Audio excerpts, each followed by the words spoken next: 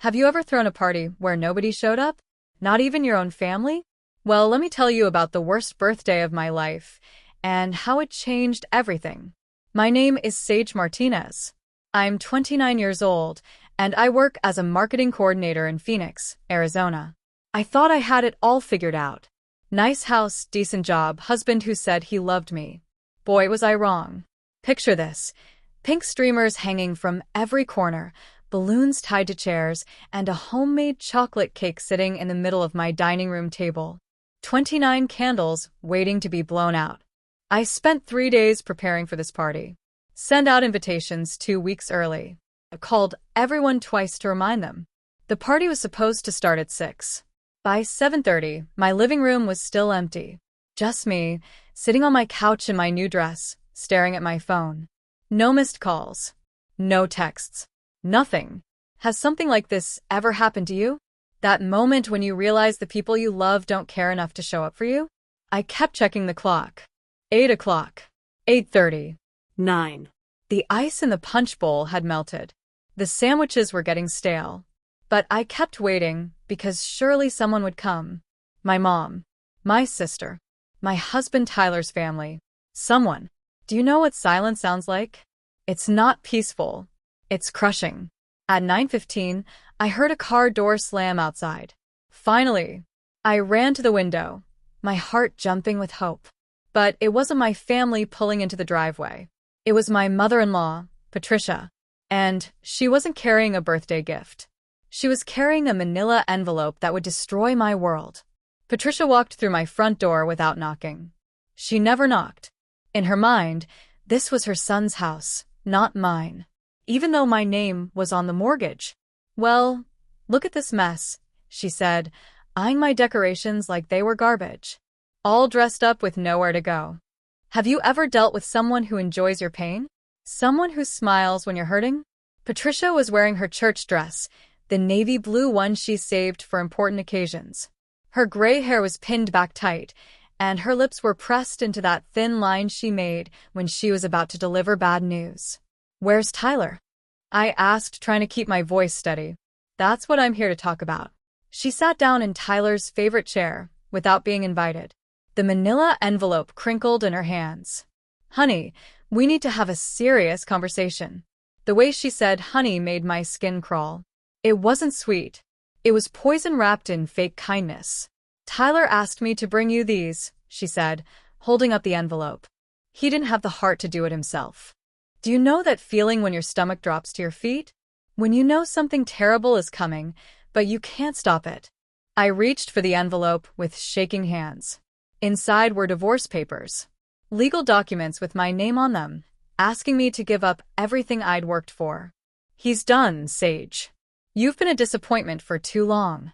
The words hit me like a slap. What are you talking about? No babies. No real career. You're not the wife he needs. Patricia leaned back in the chair like she owned it. Tyler deserves better than this. But that wasn't the worst part. The worst part was what I found when I flipped to the second page of documents. Bank statements. My bank statements. Showing withdrawals I never made. Money disappearing from accounts I thought were safe. You've been stealing from me, I whispered, staring at the numbers on the page. $50,000. Gone. Transferred out of my savings account over the past 6 months. Money I'd saved from working overtime, skipping vacations, eating lunch at home instead of restaurants.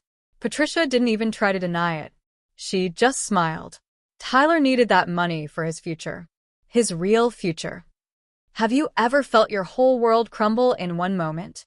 When you realize the people you trusted have been lying to your face. I thought about all those times Tyler said we needed to be careful with money. All those times he said we couldn't afford things I wanted. Meanwhile, he was draining my accounts behind my back. That money was mine. I earned it. And now Tyler's using it to build a life with someone who deserves him. Patricia's voice was cold as ice. Someone who can give him what he wants. The room started spinning. Someone else? Tyler was leaving me for someone else? I remembered last month when he started working late. All those phone calls he took in the other room. The way he'd turn his phone face down when I walked by. The new cologne. The gym membership he suddenly cared about. Who is she? My voice came out barely above a whisper. Patricia's smile got wider. Someone you know very well. Do you have a best friend? Someone you tell everything to? Someone you trust with your deepest secrets? Jessica. I breathed. Jessica Morrison. My best friend since college. The woman who helped me plan this stupid party. The woman who said she couldn't come tonight because she had food poisoning. Finally, you're starting to understand. Patricia stood up, smoothing down her dress. Jessica is everything you're not. Young-looking, fun, and most importantly, she paused at my front door, her hand on the handle. She's pregnant with Tyler's baby. The words hit me like a truck. Pregnant. Tyler's baby. With my best friend. I sank onto my couch, the divorce papers scattered around me like broken promises. Everything made sense now. Jessica's weird behavior the past few months. The way she'd changed the subject when I talked about wanting kids. How she always took Tyler's side in arguments. Have you ever had your heart ripped out by the two people you trusted most in the world? How long? I managed to ask. 6 months, Patricia said, not even trying to hide her satisfaction. Right around the time Tyler realized what a mistake he made marrying you. 6 months. While I was planning romantic dinners and trying to save our marriage, my husband was creating a family with my best friend. Jessica's due in February. Tyler wants to be there for his child. Something you could never give him. The words cut deep because they were true. We'd been trying for 3 years. 3 years of negative pregnancy tests, doctor visits, and hope turning to disappointment. I thought we were in it together. I thought Tyler understood. But he was getting what he wanted somewhere else. They'll make a beautiful family, Patricia continued. Tyler's already looking at houses in Scottsdale. Somewhere with good schools. My Tyler. Planning a future with Jessica and their baby. Using my money to pay for it. I thought about all the times Jessica came over for girls' nights. Sitting in my kitchen, drinking my wine, giving me advice about my marriage. While she was sleeping with my husband. You can keep the house, Patricia said, like she was doing me a favor. For now. Tyler's feeling generous. Generous? With my own house that I paid for? But before I could respond, I heard another car in the driveway. This time it was Tyler's truck. And he wasn't alone. Through the window, I watched my husband get out of the driver's seat. Then I watched Jessica climb out of the passenger side, her hand resting on a small bump I'd somehow missed before. They were coming to my house. Together. On my birthday. Tyler walked in holding Jessica's hand like they were already married. She was glowing in that way pregnant women do, wearing a flowy dress that showed off her growing belly. My belly that had stayed flat for 3 years of trying. Sage, we need to talk, Tyler said, not even looking at the birthday decorations around us. Have you ever been replaced by someone you considered family? Someone who knew all your insecurities and used them against you? Jessica couldn't meet my eyes. Good. She should be ashamed. There's nothing to talk about, I said, my voice stronger than I felt. Your mother already explained everything. Tyler looked relieved that he didn't have to do the hard work himself. Typical. Look, this doesn't have to be ugly, he said, running his hand through his hair the way he did when he was nervous. We can handle this like adults. Adults? He was calling this adult behavior? You stole my money. You cheated on me with my best friend. You got her pregnant. I stood up, facing both of them. What part of that is adult? Jessica finally spoke. Sage, it just happened. We didn't plan this. You didn't plan to sleep with my husband? It was an accident? For 6 months. Tyler stepped forward. We fell in love. Real love. Not like what you and I had. The cruelty of that statement took my breath away. Not real love. I'd given him everything. Supported his dreams when he wanted to start his own business. Worked extra hours to pay the bills when his business failed. Held him when his father died. But apparently, none of that was real. I want you to sign the divorce papers tonight, Tyler continued. And I need you to sign over your grandmother's inheritance, too. My grandmother's inheritance. The property she left me when she died last year. The little house in Sedona that had been in our family for generations. Why would I do that? Because if you don't, this gets messy for everyone. Tyler's voice had an edge now. I know things about you, Sage. Things that could hurt your career. Your reputation. He was threatening me. In my own house. On my birthday. But here's what Tyler didn't know. What nobody knew. My grandmother didn't just leave me a little house in Sedona. She left me something that would change everything. Have you ever discovered you're richer than you thought? That someone you loved left you a secret that could change your entire life? 3 days after Tyler's ultimatum, I sat in my grandmother's lawyer's office, staring at documents that made no sense. My grandmother, Rosa Martinez, hadn't just left me her little house in Sedona. She'd left me a real estate empire. Your grandmother was very private about her investments, Mr. Davidson explained, sliding papers across his mahogany desk. She owned 17 rental properties across Arizona, apartments in Tempe, vacation homes in Flagstaff, commercial buildings in downtown Phoenix. My head was spinning. 17 properties? My sweet grandmother who baked cookies and watched soap operas? The total value is approximately $1.2 million. Do you know what it feels like to discover your whole family kept secrets from you? Good secrets this time? But there's a condition, Mr. Davidson continued. Your grandmother specified that if you're married at the time of her death, your spouse has no legal claim to this inheritance. It's yours alone. Tyler had no idea. Nobody did. Grandma Rosa had protected me even from the grave. There's also this. He handed me a handwritten letter with my name on the envelope. My grandmother's shaky handwriting filled the page. My darling Sage, if you're reading this, you probably need help. I've watched people try to take advantage of your kind heart. This money is your freedom. Use it wisely. Trust your instincts. And remember, sometimes the people who hurt us the most end up teaching us who we really are. Love, Abuela. Tears blurred my vision. She knew. Somehow, she knew I'd need this. I thought about Tyler waiting at home, expecting me to sign away everything. About Jessica, probably picking out baby names. About Patricia, so sure she'd won. They had no idea what was coming. But first, I needed to know exactly what I was dealing with. Because if Tyler thought he could threaten me, he was about to learn he'd picked the wrong woman to mess with. I pulled out my phone and called the one person I could trust. Marcus? It's Sage. I need your help with something big.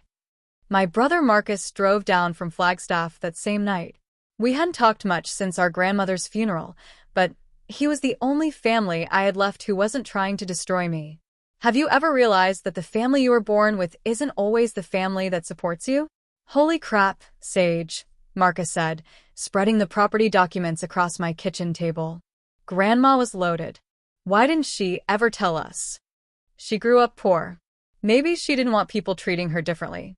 Marcus was 2 years older than me, a computer programmer who looked like he lived on energy drinks and stress.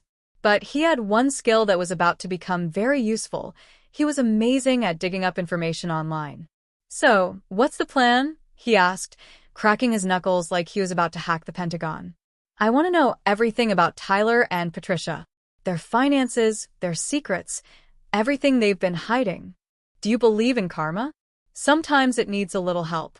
Marcus's fingers flew across his laptop keyboard.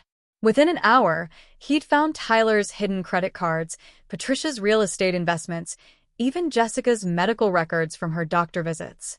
Your husband's been busy, Marcus said, pointing at the screen. He's got $60,000 in credit card debt you don't know about. All spent on Jessica. Jewelry, vacations, that fancy apartment she moved into last month. $60,000. On top of the $50,000 he stole from me. And check this out. Marcus pulled up Patricia's employment records. Your mother-in-law works at Sunset Manor Nursing Home, right? She's been skimming money from the residents' accounts. Small amounts, but it adds up. My blood went cold. Patricia was stealing from elderly people? People who trusted her to take care of them? How much? Looks like about $200,000 over the past 3 years. Have you ever discovered that someone you disliked was actually worse than you imagined? There's more, Marcus continued. I found the real estate Tyler's been looking at in Scottsdale. Guess how he's planning to pay for it? I already knew the answer, but I let him tell me anyway. He applied for a mortgage using your credit score and income. Forged your signature on the application. Mortgage fraud. Identity theft. My own husband was planning to steal my entire financial future. But Marcus wasn't done. His next discovery made my hands shake with anger. Sage, you need to see this. It's about Jessica's baby. He turned the laptop toward me, showing me a DNA test website. Jessica had uploaded her test results 6 months ago, trying to find the father of her baby. Because apparently, she wasn't sure if it was Tyler's. The DNA results showed 3 possible fathers for Jessica's baby. Tyler was only one of them.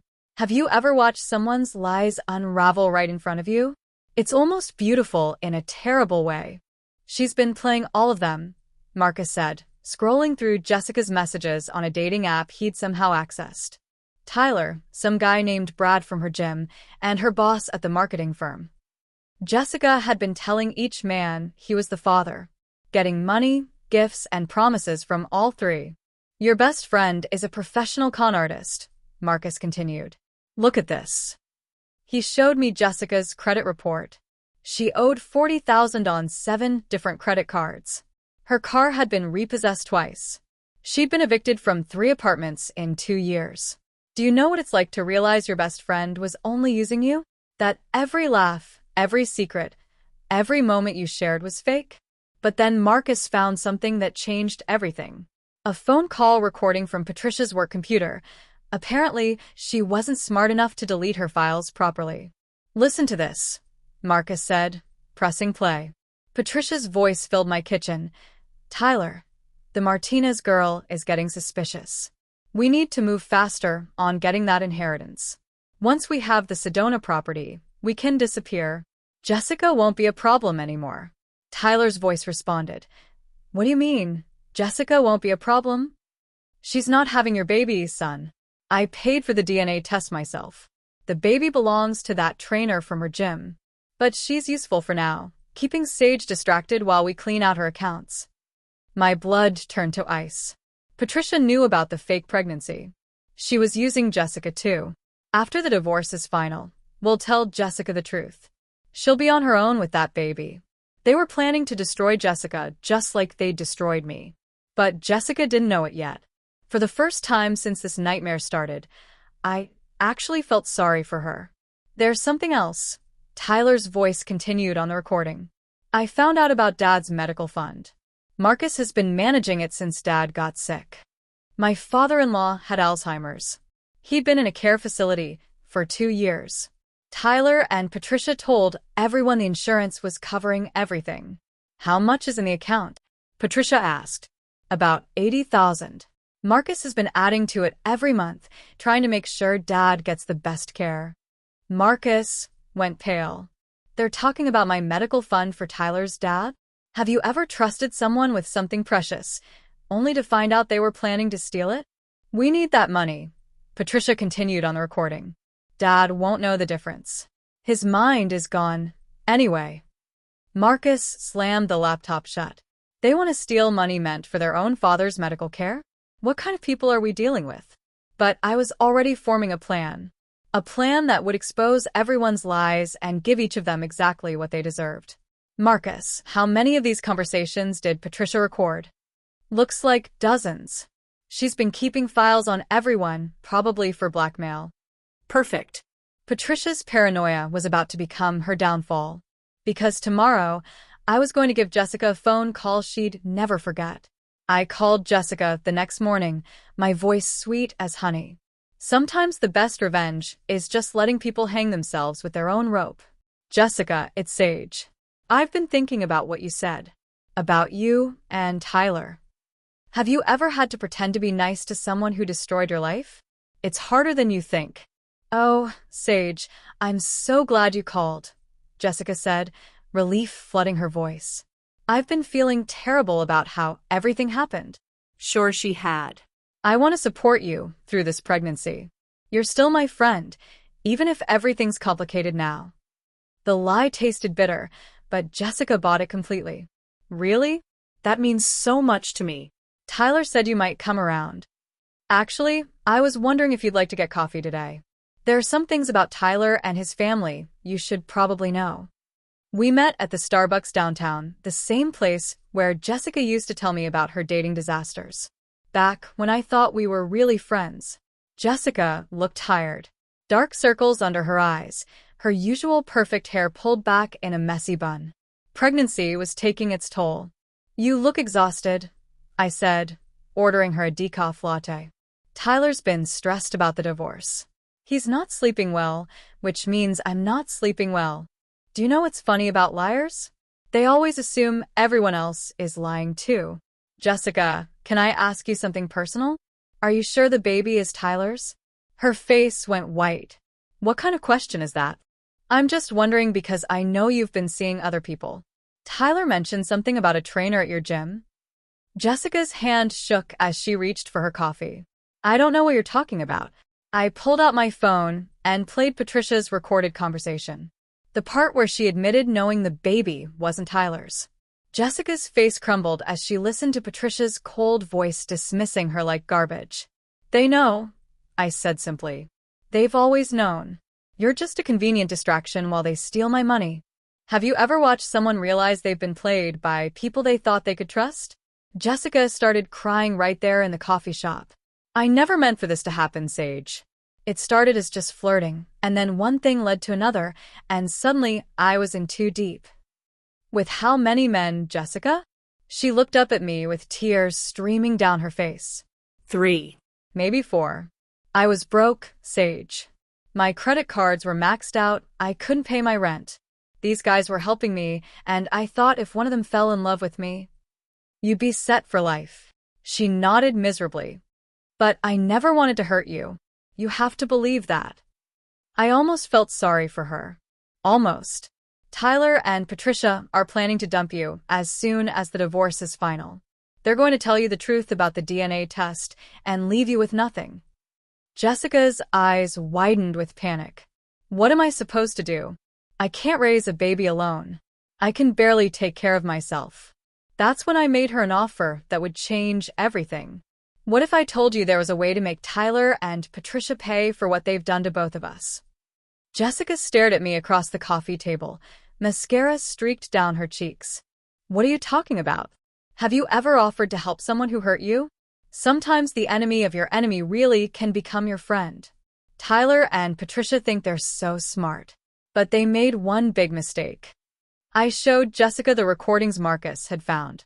Hours of conversations where Patricia and Tyler discussed their plans to steal from me, from Jessica, even from Tyler's own father. "They recorded everything?" Jessica whispered.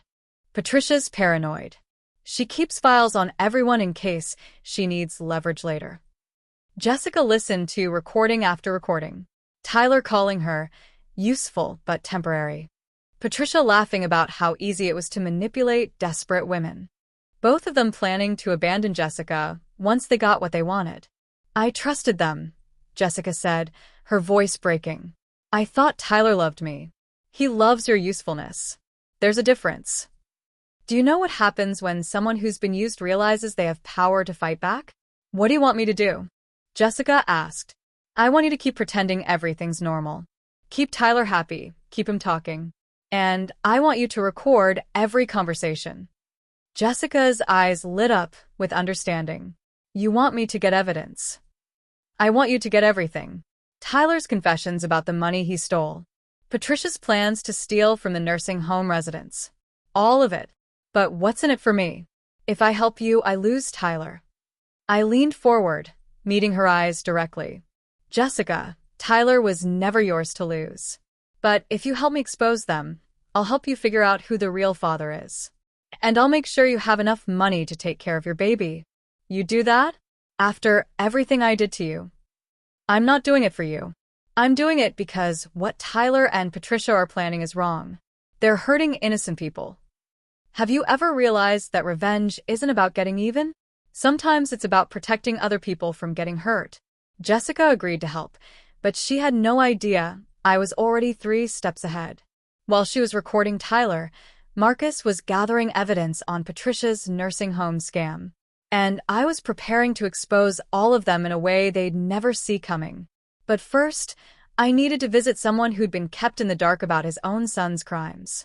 Tyler's father, Robert, was sitting in his room at Sunset Manor when I arrived that afternoon.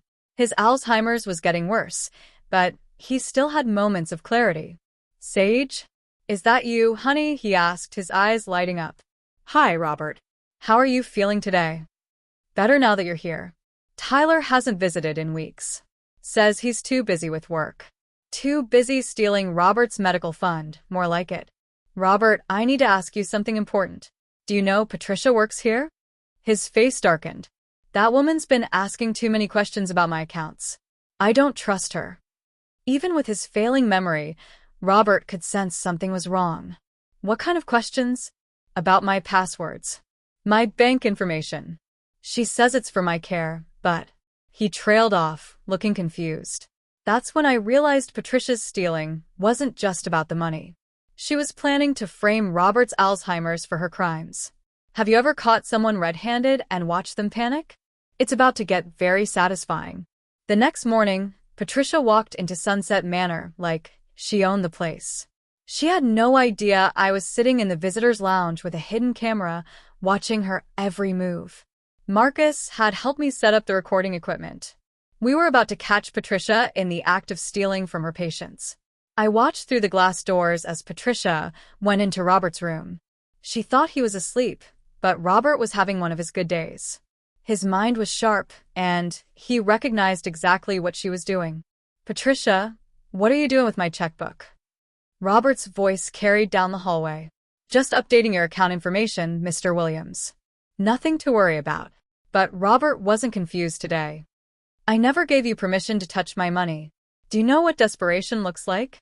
It looks like Patricia Williams trying to convince a man with Alzheimer's that he forgot giving her access to his life savings." "Robert, you asked me to help you yesterday. Don't you remember?" "I remember perfectly. You've been stealing from me for months." Patricia's voice got sharp. "Mr. Williams, you're having another episode. Let me call the nurse." "I'm not having an episode, you thief." That's when I walked into the room with my phone recording everything. "Hello, Patricia." She spun around, her face going white as she saw me. "Sage, what are you doing here?" "Visiting my father-in-law, and catching you stealing from him." Patricia tried to stuff Robert's checkbook back into his nightstand, but it was too late. I had everything on video. Have you ever seen someone's whole world collapse in 30 seconds? I don't know what you think you saw, but I saw you forging Robert's signature on checks. I saw you taking money from a man with Alzheimer's. And I recorded all of it.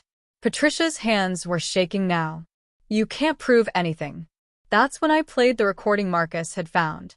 Her own voice, discussing her plans to steal from nursing home residents and blame their memory problems. Your own words, Patricia. Hours of conversations where you admit to stealing $200,000. Robert was sitting up in his bed, more alert than I'd seen him in months. "Patricia, how could you do this to me?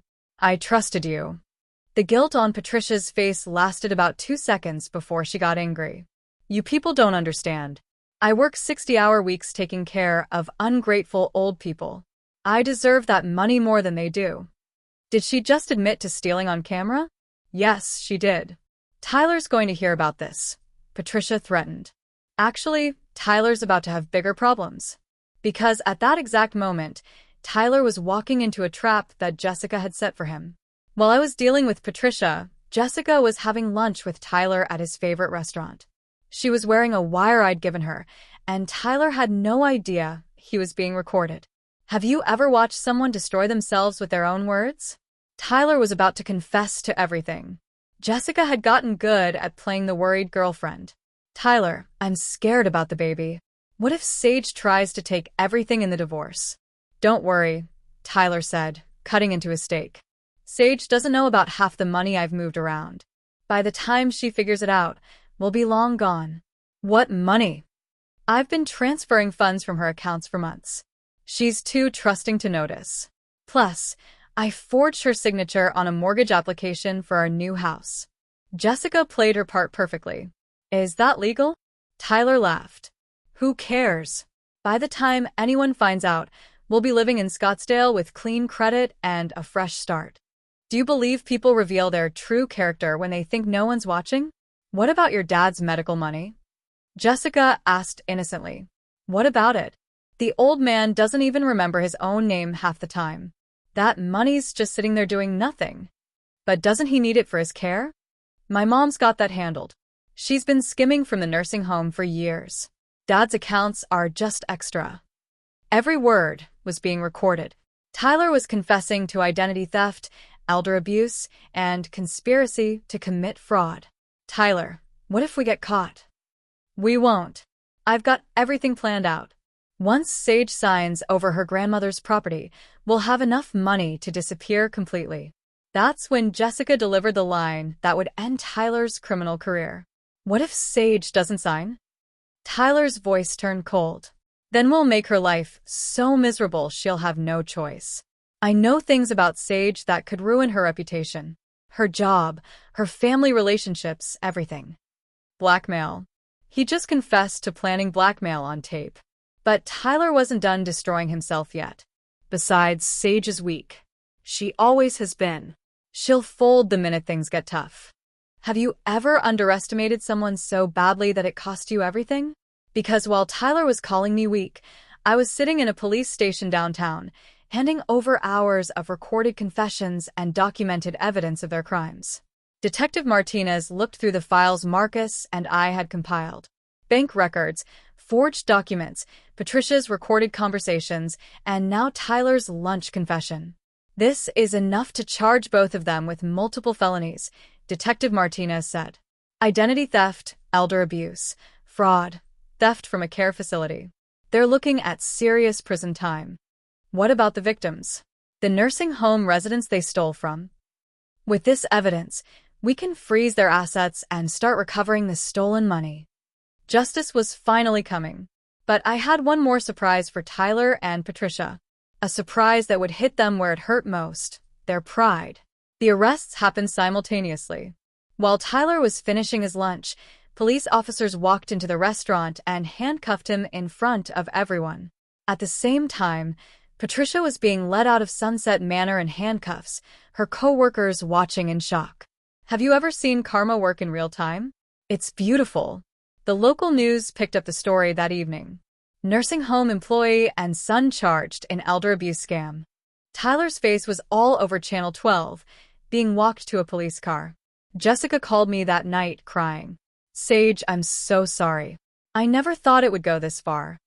You helped expose them, Jessica. That took courage. But I'm still pregnant and alone, and I don't know who the father is.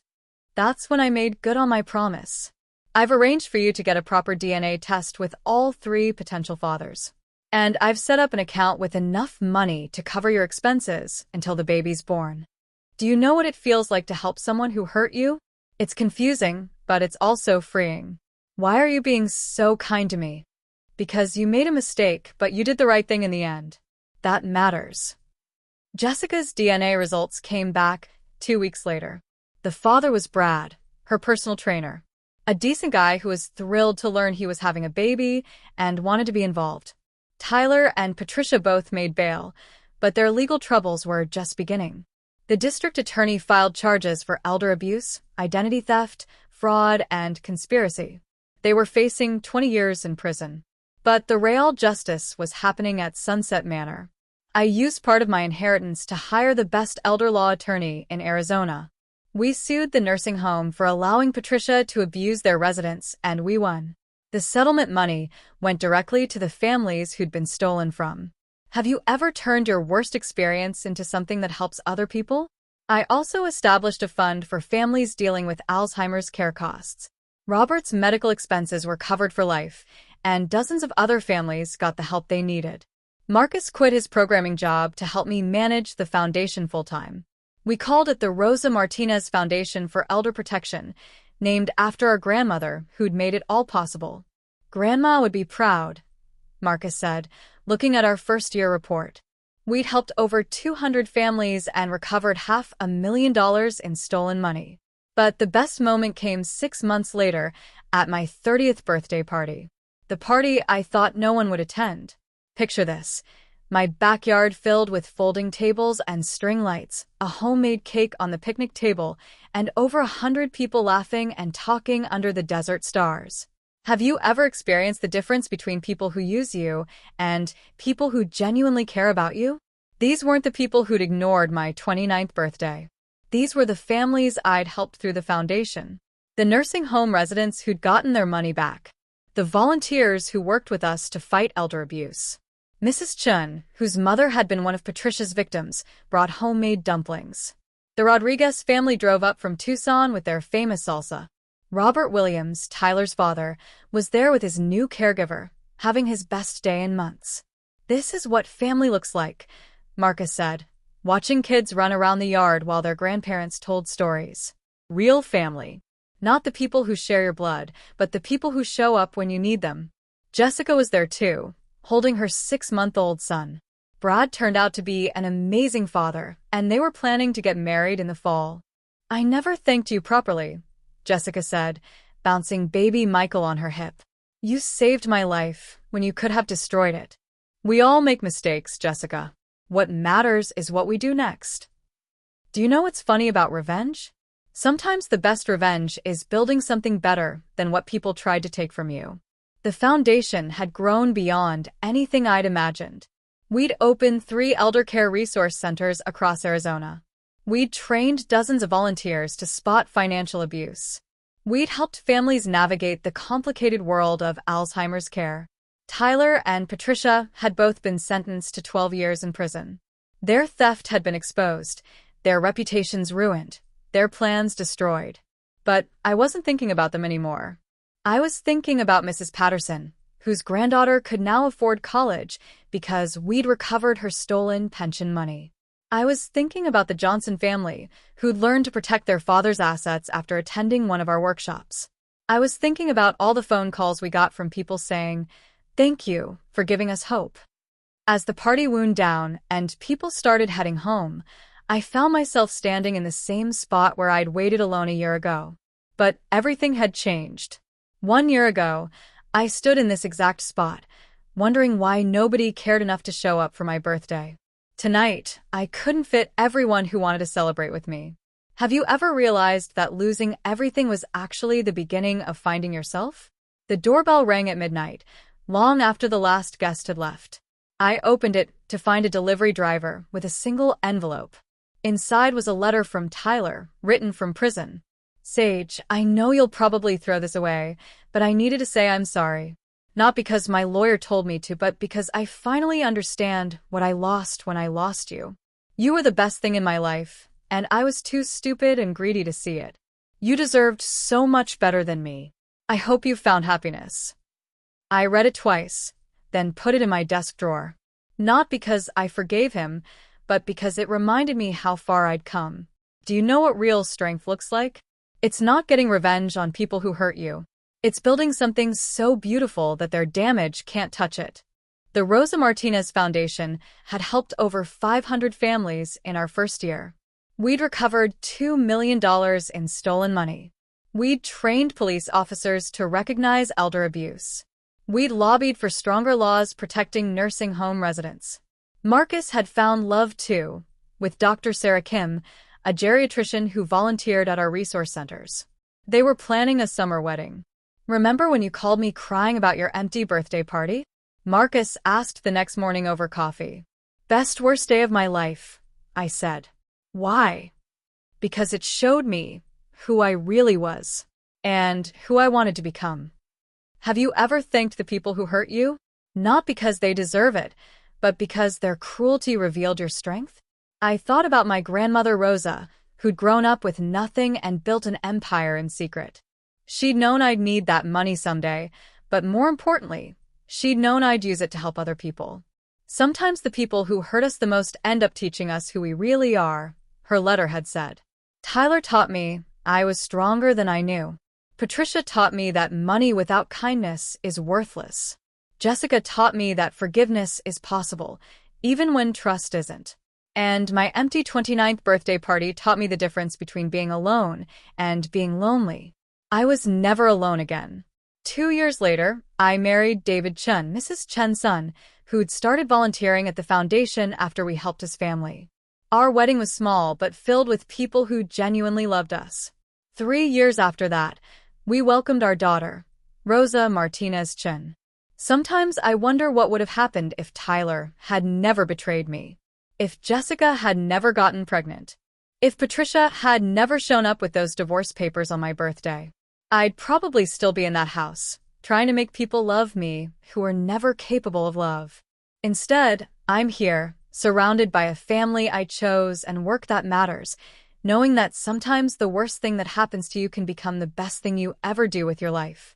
And every year on my birthday, I blow out my candles and make the same wish, that everyone who's sitting alone, wondering why nobody came to their party, finds the strength to build their own celebration. Because you don't need people who don't value you. You need to value yourself enough to find the people who do.